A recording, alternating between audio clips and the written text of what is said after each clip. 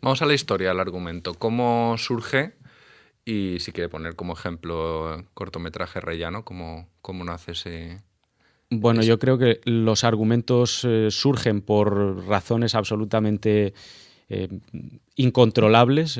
Muchas veces son inconscientes. Hay veces que uno se da cuenta de que se le ha ocurrido una historia y solo mucho después eh, toma conciencia de cuál es el origen de ese algo. Mm, ya Tampoco hace digo, falta a veces conocer el origen, simplemente surge y sí, muchas veces... yo en la medida que soy una persona muy racional, sí que lo que me ocurre, y es algo de lo que intento prescindir o es algo que intento eh, limitar, es el hecho de indagar para descubrir de dónde ha surgido ese algo, ese impulso. Normalmente sí que me suele ocurrir. En el caso de Rellano, sí que yo andaba buscando una historia para poder hacer con pocos personajes en pocos días de rodaje y en una sola localización, lo cual podía permitir rodar algo de una manera muy controlada y lo más barata posible.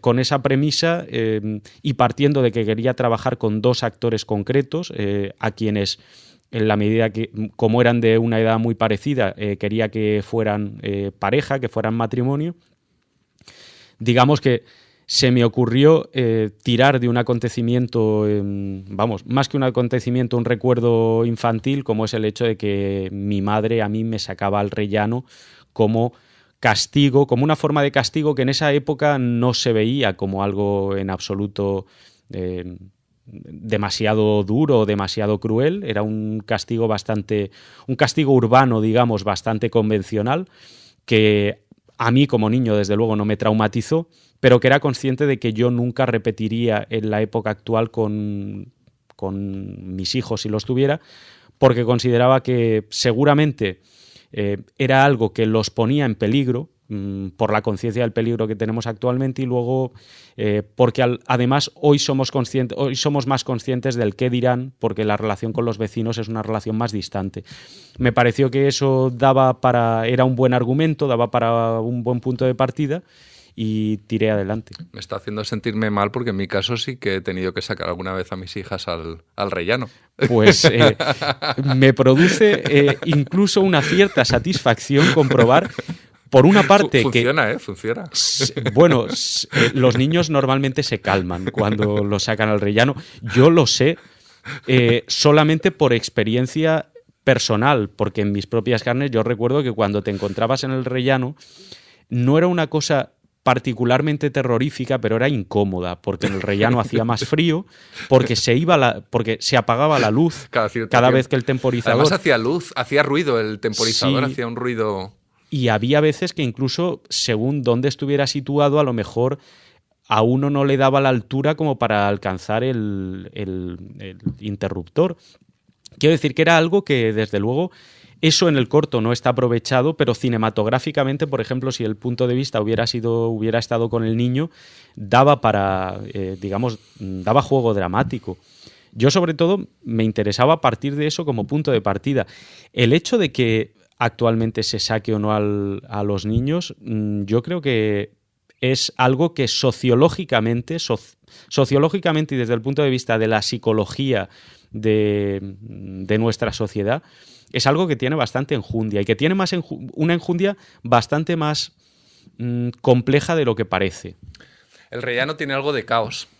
Es decir, es un espacio, sobre todo además el espacio fílmico que usted recrea en el cortometraje, es un espacio... Bueno, para quien no haya visto el cortometraje, pues podemos imaginarnos esos rellanos, esos patios de vecinos que Alex de la Iglesia, un poco podría ser un referente, o de M, el vampiro de Düsseldorf, cuando aparecen también sería otro, vamos por ahí, ¿no? Podrían ser referentes, digamos, a la hora de... Eh, son espacios donde el caos no está presente, pero sí que se adivina, es decir, son sitios de paso, son no lugares, ¿no? Que en un momento dado, cuando a un ser humano en formación le dejas en un no lugar, pues lógicamente le estás quitando alguna de las capas.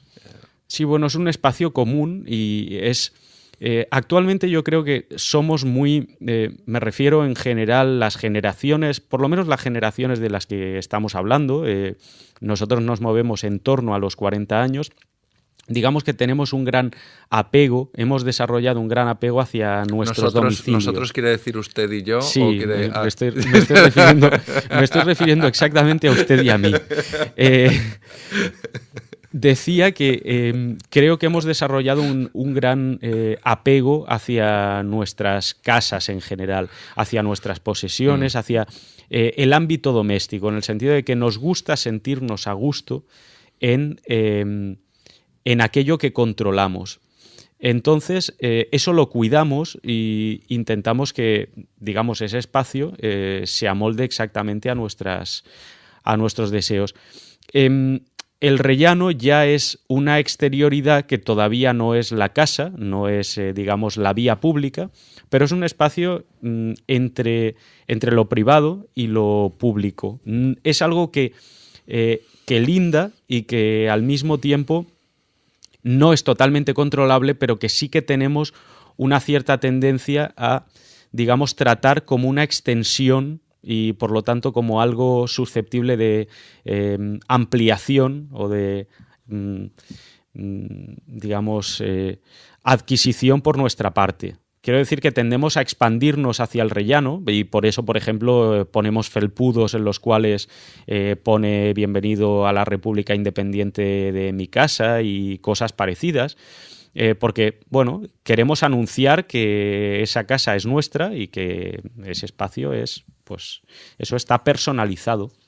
Ha hablado de la República Independiente de su casa, el profesor Agustín Rubí. La referencia no es casual porque usted en el comienzo se ha marcado un IKEA. Nos ha explicado cómo antes de tener el argumento tenía las características, es decir, tenía el precio, sabía, digamos, el presupuesto más o menos que se podía permitir el proyecto y conocía un poco las limitaciones y sobre eso diseña el argumento.